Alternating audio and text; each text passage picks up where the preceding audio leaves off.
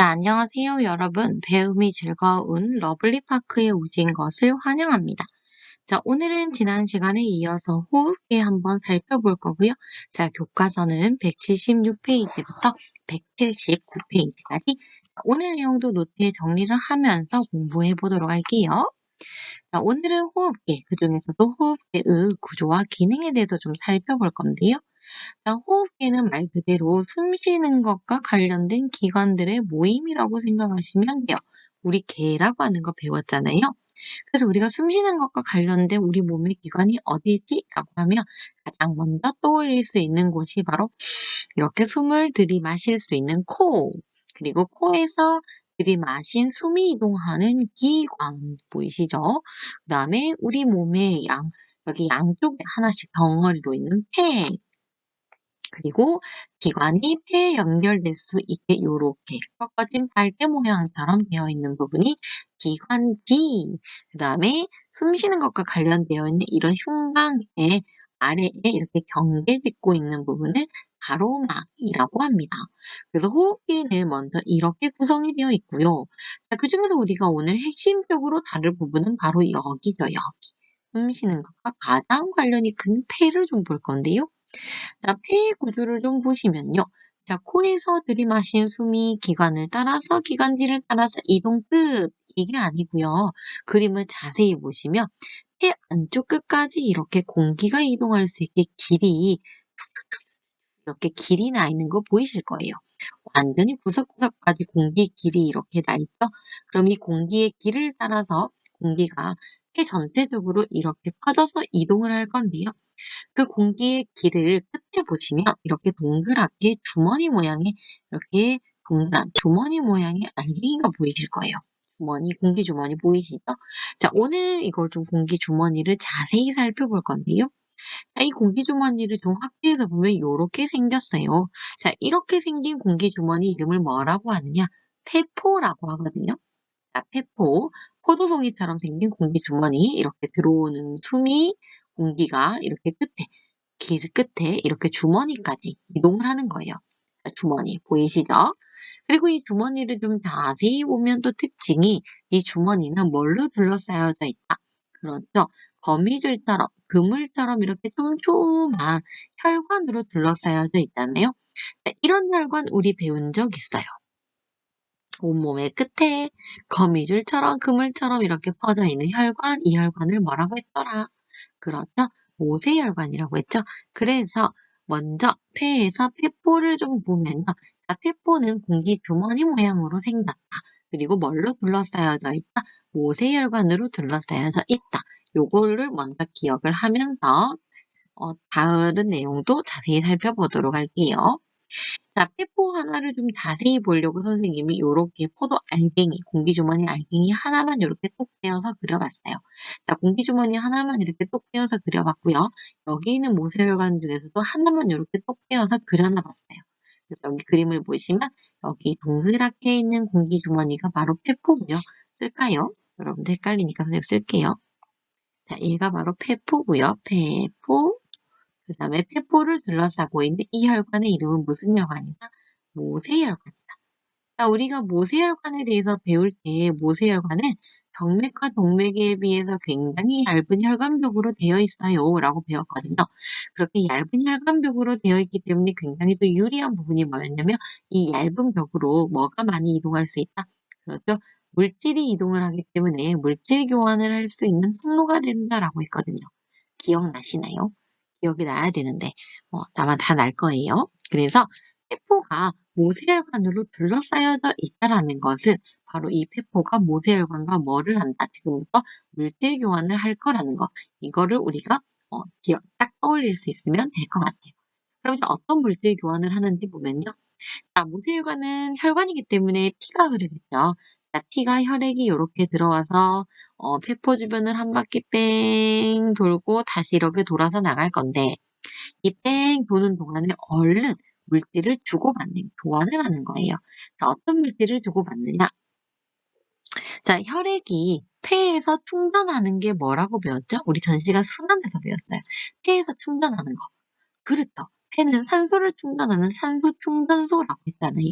그래서 혈액이 폐를 지나는 동안 얼른 받아오는 기체, 이 물질이 바로 산소예요. 산소를 받을 거예요. 그럼 산소만 받는 건 아니죠. 받았으면 줘야죠. 자, 이때 모세혈관이 폐 쪽으로 얼른 또 버리는 게 있어요. 이 버리는 물질이 바로 뭐냐면 산소로 숨을 쉬고 나서 나오는 찌꺼기인 노폐물인 이산화탄소를 얼른 버리는 거예요. 자, 버리면 어떻게 되죠? 어떻게 되냐면, 자, 이 왼쪽에 있는 사람 그림에서 볼게요. 자, 우리가 여기 폐포에서 모세혈관이 폐포로 이렇게 이산화탄소를 줬어요. 그럼 폐포에는 지금 이산화탄소가 들어있겠죠. 그러면 그 이산화탄소는 어떻게 이동하느냐? 이 공기의 길을 따라서 요렇게 와서 코 밖으로 요렇게 후 하고 버리는 거예요. 이해 가시나요? 그럼 산소는 어떻게 들어온다고 생각하면 돼요? 거꾸로겠죠. 자, 산소가 이동하는 것도 한번 그려볼게요. 자, 산소는 코를 통해서 이렇게 하고 들어오면 기관지 따라서 폐포 끝에서 누구한테 준다? 모세혈관한테 준다. 그래서 이렇게 산소가 이동을 하고요. 산소를 받고 이산화탄소를 폐포로 버리면 폐포가 받은 이 이산화탄소는 다시 이 공기의 길을 거꾸로 이렇게 따라서 몸 밖으로 후 하고 버리는 과정이 되는 거예요. 이해 가시나요? 그래서 우리가 폐포의 이 그림을 보고 떠올릴 수 있는 거는 폐포가 공기 주머니이기 때문에 공기 관련된 물질들이 이렇게 이동을 할 거고요. 그 다음에 또 공기 주머니 주변으로 이렇게 모세혈관이 있다라는 거는 물질 교환이 일어난다라는 뜻이고요. 자, 폐포는 공기 주머니이기 때문에 바로 모세혈관과 주고받는 거는 기체라는 뜻이고요. 이때 이동하는 기체는 바로 모세혈관은 바로 여기서 산소를 충전을 하고 뭐를 버린다? 이산화탄소를 버리게 된다는 거. 이렇게 연결하시면 될 것 같아요. 자, 여기서 한 가지만 더 우리가 또 한번 생각을 해보면요. 자, 우리가 피 혈액 중에서 산소를 이동시킬 수 있는 세포가 있었어요. 그 누구였죠? 그렇죠. 산소를 이동시킬 수 있는 애는 바로 이 벽혈구였잖아요. 그래서 이때 산소를 충전하는 이때 가장 열일하는 애가 바로 여기 있는 적혈구가 되는 거예요. 이 적혈구가 폐포로부터 모세혈관으로 이동하는 산소를 잘 받아서 칙칙폭폭 칙칙폭폭 이동을 시킨다는 거. 요까지 연결할 수 있으면 아주 잘 이해하고 계신 겁니다. 자, 이 그림을 좀 더 우리가 자세히 보면 이상한 게 있어요. 뭐가 있냐면, 그러면 공기 주머니는 그냥 모세혈관으로 감싸져 있으면 물질 교환을 할 수 있으니까, 요렇게 안 생기고 그냥 동그랗게 생겨도 될 것 같은데, 왜 이렇게 복잡하게 생겼지? 왜 이렇게 간단한 동그라미 모양이 아니라, 굳이 이렇게 복잡한 포도송이 모양으로 생겼을까? 자, 요것을 또 살펴볼 건데요. 자, 이런 거 우리 옛날에도 한번 배운 적 있어요. 언제 배웠냐면, 소화에서 소장 에서 영양소를 흡수할 때도 이런 거 배운 적이 있거든요. 자, 소장 그냥 일자로 생겨도 영양소 흡수할 수 있는데 왜 굳이 용털이라고 하는 울퉁불퉁한 이런 구조를 가지고 있을까? 똑같잖아요. 자, 폐포 그냥 이렇게 예쁜 동그라미, 깎아놓은 동그라미처럼 생겨도 되는데 왜 이렇게 울퉁불퉁한 포도송이 모양으로 생겼을까? 바로 그거는 소장하고 같은 이유예요. 이렇게 울퉁불퉁하게 생겨야 뭐가 넓어진다? 공기와 접촉하는 표면적이 넓어질 수 있다는 거. 이 접촉면이 넓어지면 뭐가 유리하다? 접촉면이 넓어지면 영양소를 효율적으로 흡수할 수 있다. 접촉면이 넓어지면 뭐를? 기체 교환을 효율적으로 할 수 있다. 산소를 짧은 시간 동안 더 많이 받고 이산화탄소를 더 많이 버리고 이거를 할 수 있기 때문에 우리가 우리 몸에서는 이렇게 물질 교환을 하는 중요한 부분에서는 표면적을 넓히는 구조들로 이렇게 구성이 되어 있다는 거 요거 기억하시면 될 것 같아요. 자, 그러면 몸속에서 일어나는 기체 교환을 좀 깔끔하게 다시 한번 봐볼게요. 자, 폐에서 산소를 충전한다고 했잖아요. 그리고 이산화탄소를 버린다고 했어요. 이때 충전한 산소는 어디로 이동시킨다? 그렇죠. 내 온몸 구석구석 세포에 이동을 시킨다라고 했고요. 이거를 이동시킬 수 있게 펌핑해주는 역할을 중간에서 심장이 이렇게 하고 있다고 했어요. 그래서 좀 자세히 보면 자, 폐에서 산소를 받으면 이 산소는 칙칙폭폭 심장을 통해서 온몸으로 이렇게 이동이 되고요. 온몸에서 숨을 쉬고 나서 나오는 띠꺼긴 이산화탄소를 다시 혈액에 실려서 심장을 통해서 폐로 전달해서 버리는 과정을 반복을 할 건데요. 좀 더 자세히 우리가 기체를 한번 표시를 해볼게요. 자, 폐에서 기체 교환을 열기라는 애는 바로 폐포니까 폐포를 이렇게 그려봤고요. 자, 온몸에서 실제로 기체를 이용해서 호흡을 하는 거는 세포이기 때문에 이렇게 세포를 그려봤어요. 그리고 기체가 어떻게 이동하는지 지금부터 표시를 해볼게요. 자, 먼저 산소부터 좀 표시를 해보면요. 자, 산소는 폐에서 충전이 된다고 했잖아요. 자, 충전된 산소는 혈액을 따라 이동할 거예요. 칙칙폭폭, 칙칙폭폭. 심장을 지나서 칙칙폭폭, 칙칙폭폭. 우리 온몸에 있는 조직세포에 배달. 그럼 조직세포에서는 이 산소를 이용해서 열심히 후하, 후하 숨을 쉬겠죠. 자, 이런 호흡을 한 다음에 나오는 찌꺼기, 뭐가 나온다? 그렇죠. 이산화탄소가 나온다고 했잖아요. 그럼 그 이산화탄소는 어떻게 하느냐? 다시 혈액에 실어서 심장 펌핑을 해서 어디로? 폐로 전달. 그럼 폐에서는 후 하는 과정을 통해서 얘를 다시 밖으로 내보내고 또 산소를 충전. 그럼 충전된 산소는 또 틱틱폭폭, 틱틱폭폭 온몸에 전달. 자, 온몸에서는 이 산소로 열심히 후하, 후하 호흡 운동을 한 다음에 이 세포가 숨을 쉬고 난 찌꺼기, 이산화탄소를 다시 혈액에 실어서 틱틱폭폭, 틱틱폭폭 어디로? 폐로 전달해서 버리고 이렇게 반복이 된다는 거예요. 자, 이거를 간단하게 보통 문제집에서는 이 그림으로 많이 표현을 하고 있어요. 그래서 이 그림으로도 좀 확인을 해볼게요. 자, 먼저 폐포하고 이렇게 주변의 모세혈관에서 기체를 보면요. 자, 폐포에서 모세혈관으로 주는 기체는 바로 뭐였죠? 그렇죠. 충전이 되는 산소였어요.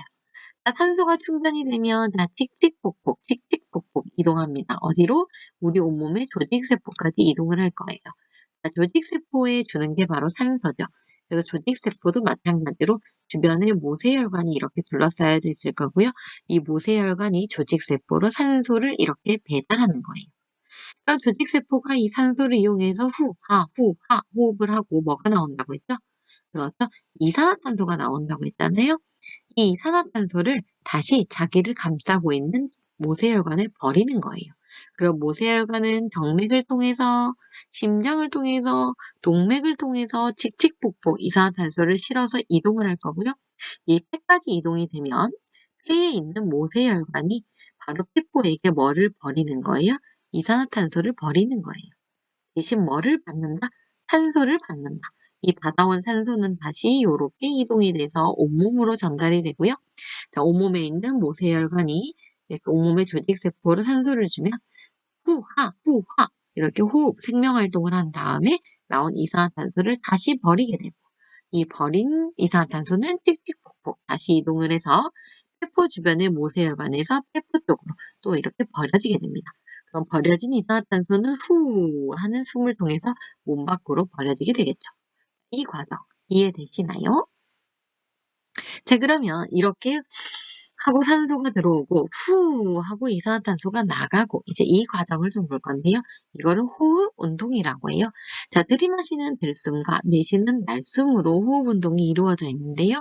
자, 먼저 들숨부터 볼게요.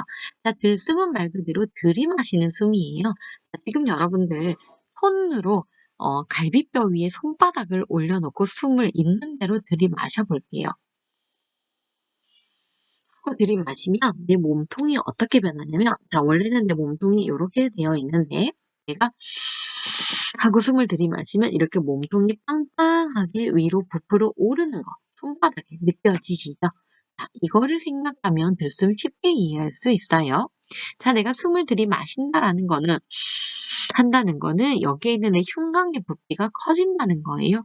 자, 흉곽의 부피가 커진다라는 거는 손바닥을 이렇게 올려놓고 보면 갈비뼈가 이렇게 몸통 바깥쪽으로 튀어나오죠. 이렇게 튀어나오는 갈비뼈를 우리는 올라간다. 방향을 올라간다라고 표현을 하고요. 이 흉곽이 넓어지려면 여기 있는 가로막은 아래로 내려가야 부피가 커지겠잖아요. 그래서 가로막은 내려간다라고 표현을 해요.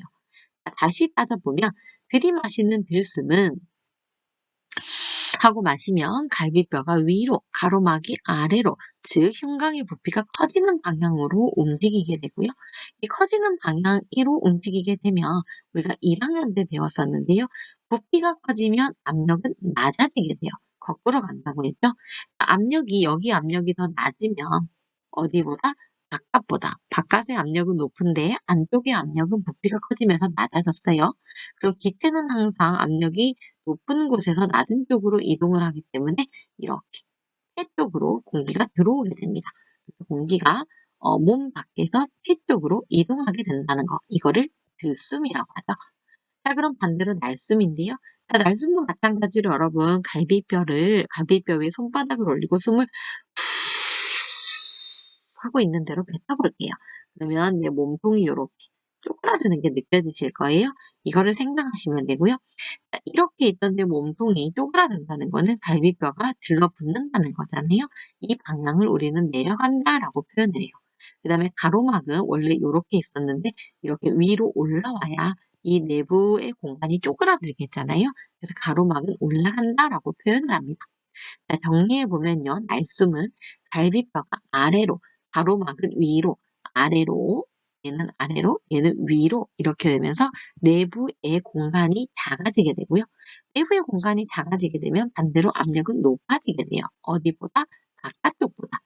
자, 그러면 항상 공기는 압력이 높은 곳에서 낮은 쪽으로 이동을 하기 때문에 폐 쪽에서 몸 밖으로 이동하게 되고요. 이게 바로 후 하고 내쉬는 날숨이 됩니다.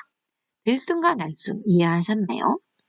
자, 오늘 배운 내용은 바로 호흡에 대해서 배워봤고요. 맨 처음에 호흡에 그중에서도 그중에서도 폐포, 그리고 폐포를 감싸고 있는 모세혈관에서 이루어지는 기체 교환에 대해서 좀 배워봤어요. 자, 폐에서 얻은 산소는 틱틱폭폭, 심장을 통해서 온몸으로 전달이 되고요. 온몸에서 이 산소를 이용해서 호흡을 하고 나면 세포가 숨을 쉬고 나면 이산화탄소를 만들어내고 이 이산화탄소는 다시 심장을 통해서 폐로 전달해서 몸 밖으로 빠져나가게 된다. 자, 산소가 들어오고 이산화탄소가 나가는 이렇게 공기가 이동하는 거를 호흡 운동이라고 하고 이거를 들숨과 날숨으로 우리가 확인을 해봤었어요. 오늘 내용 많이 어렵지는 않았죠? 자, 아마 여러분들 충분히 잘 이해하셨을 거라고 생각하고요. 자, 다음 시간에는 이 오늘 배웠던 호흡을 좀 더 자세히 디테일하게 살펴보는 그런 시간을 가져보도록 하겠습니다. 자, 오늘도 강의 듣느라 고생 정말 많으셨고요. 다음 시간에 또 만나도록 해요. 안녕.